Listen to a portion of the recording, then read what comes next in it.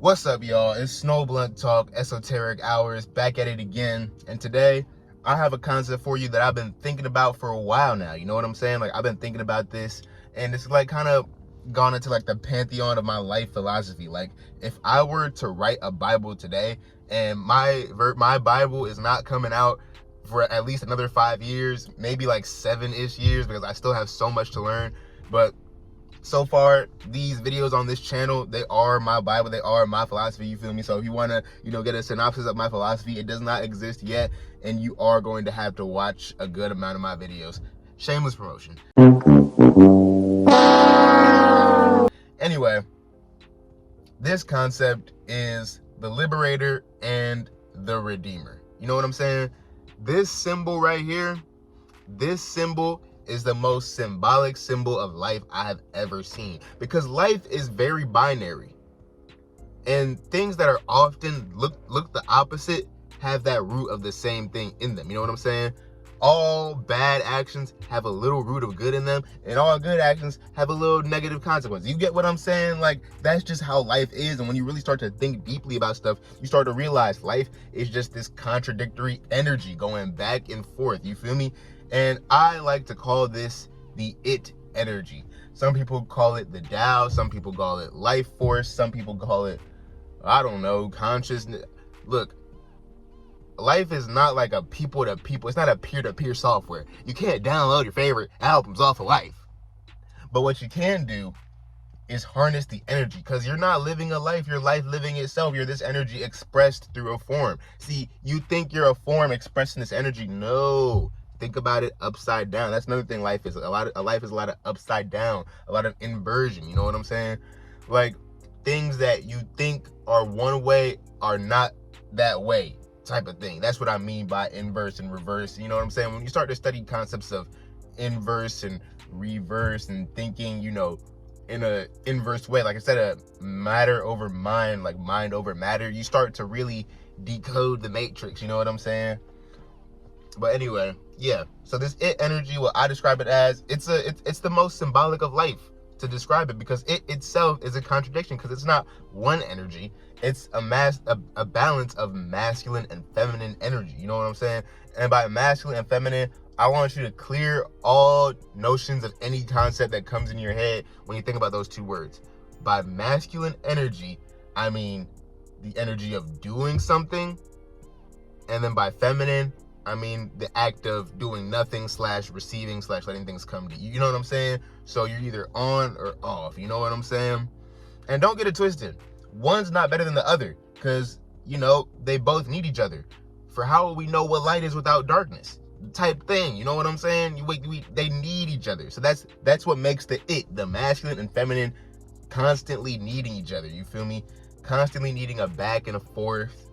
You know what I'm saying? A left for your right, you feel me? That's what the it is. So opposites are often the same, and they often give way to one another. Like I said, for example, if you're really far left, like Antifa type style, and you're really, really far right, like alt-right style, I know this is a basic example, but both of those people have tendencies to, go toe-to-toe if they going that hard, trying to change the world that hard, bro. They're the same people. They're the same. Like, do y'all see what I'm seeing, bro?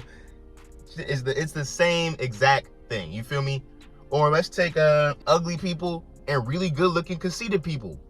Because the ugly person, they probably feel bad, and the good person probably feels conceited. Each person is like unfairly, their person and their idea of themselves is disproportionately affected by their looks. You see how ugly people and really good looking people are the same? When you look past that they're both very affected by the looks. When you have to look past a very thin surface level of thought to see how opposites are often the same. And you'll find this, now that I told you this, you'll find this everywhere in your life. Everyone has basically an angel and a devil on their shoulder. I know it's like a whole jumper topic, you feel me? Just trust me where I'm going with this one.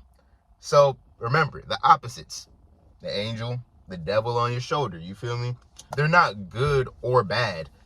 They just are.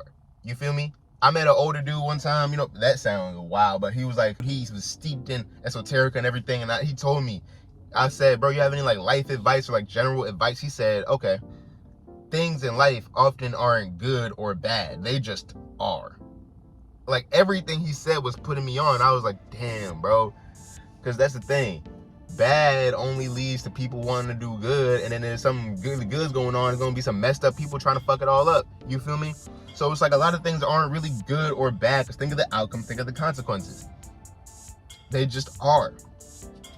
Hence, the Liberator is the devil, not bad, and the Redeemer is the angel, not good.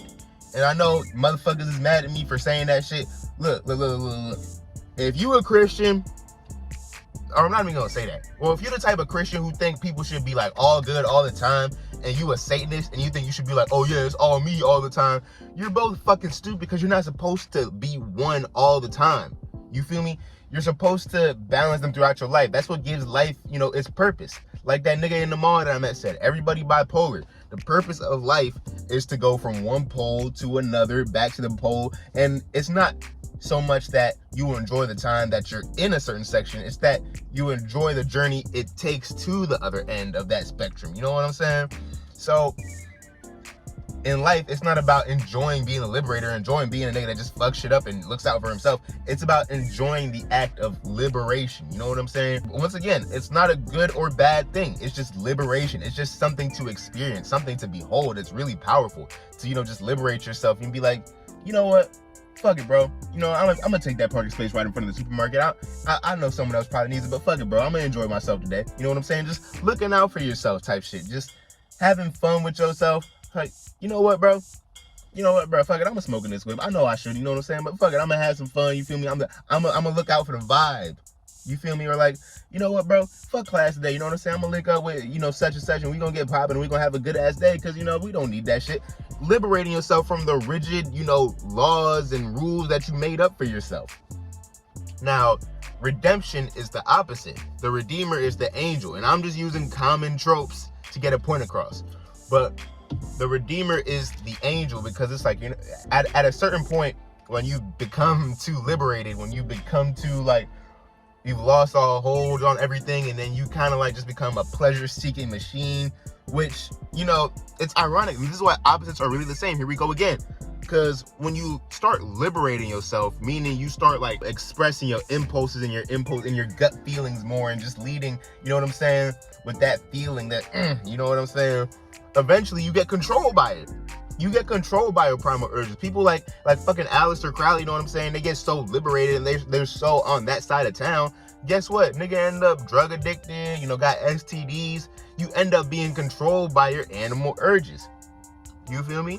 So, once again, liberator and redeemer, not necessarily good or bad things. You feel me? So, and then the redeemer, like I said, you could feel this feeling of love for yourself, because the redeemer is when you've done so much, you have to just say, hey, I need some rules and regulations on my life. I need some standards and practices. You feel me? I want to free myself of, being controlled by those animal urges. So it's really trying to get liberated again. But this time, since you become so controlled by the lack of control in your life, think about it. You get controlled by the lack of control in your life. Now, you're starting to take control and free yourself from all those, burdens you had to take on from just being free all the time.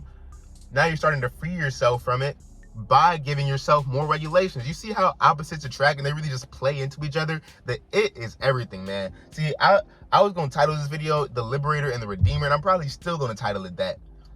But it's really about the it and how opposites feed each other, man. And really, they lead to one of the constants of life. The liberator and the redeemer both lead to love. You feel me? Liberating yourself, taking those extra steps to say, hey, I'm gonna do this for me. That leads to more self-love, which we all need more appreciation for self, which helps you appreciate life more. And then redemption, it usually helps you, like, it starts with external. See, with liberation, it starts with internal love and becomes external love. With redemption, It starts with external love and becomes internal love. You see how these opposite forces really play into each other, man? Because with redemption, you're like, you know what? I love and appreciate people who, you know, they give me that fresh slate. They give me that chance. They see me as a blank slate ready, and I'm ready to help them however I can to just improve my standards with humanity. And they start to love yourself for that. Downfall of being a liberator, you're trapped in your animal feelings, your physical form, material things. Like I said, man, if you carelessly indulge in stuff to feed your animal form, like material shit, sex, all that stuff, drugs, but if you carelessly indulge in all that, bro, you're gonna get controlled by all that stuff. You're gonna become controlled by the fucking Matrix by thinking you're breaking the Matrix by doing whatever the fuck you want. Isn't life crazy? And then the downfall of being a redeemer, you know, you become too rigid and dogmatic with yourself to the point where you often feel guilt and shame for not being able to meet your goals and shit. Like, you might be like, oh man, I want to better myself by doing this every day, and I want to pray every weekend, and I want to go to, and then you miss like 1-2 weekends, and you're like, oh man, I've fallen so far. You start to feel a lot of needless guilt and shame. See, generally being on the redemption path, you might be generally going up, but how you feel is you start to feel down when you going up, just because you made a little clink, you know what I'm saying? And then with liberation, you might be leading to your own self-destruction. But the whole time, the silver lining is that whole time you feel good about yourself. You're like, hell yeah, I'm that nigga, you feel me? So, you know, it's good and bad to everything. The opposites need each other. When you do feel that guilt and shame from redemption, the grand problem with it all, like, I know it sounds like, oh, liberation leads to self-destruction, redemption, so I should choose redemption.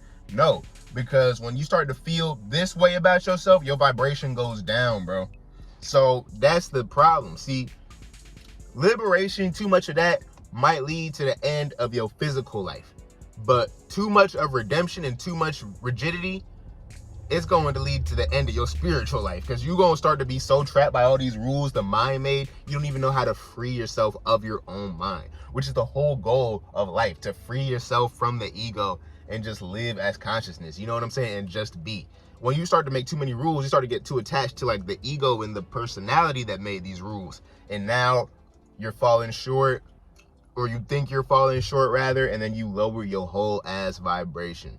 So at the end of the day, I just want y'all to be thankful for both. And you know what I'm saying? If you feeling, see, because people either get this liberator or redeemer when they feel some sort of depression, right? So if you feel like in life, your cup has been overflowing, you feel me? You just been over everything. You just have so many vices and shit, and you're just endlessly, you know, shelling out money just for these cheap thrills. Hey, man, start to redeem yourself, you feel me? And if you in life you feel like you're so, you know, attached to your goals and you're so rigid about, oh, I want to do this and get this done, to the point where you feel terrible when you miss a day or you miss a step, man, let yourself live a little. See the beauty of life, you feel me? Because the beauty is often in the fine print. Whether, see, like, or like, it's like a good character. A good, you know, character, a relatable character could be in a hero or it could be in a villain. And a lot of the time, the best characters have been heroes or villains. You need both, nigga. The Liberator, the Redeemer, the It energy. This is Snowblunt Talk, Book 1, signing out.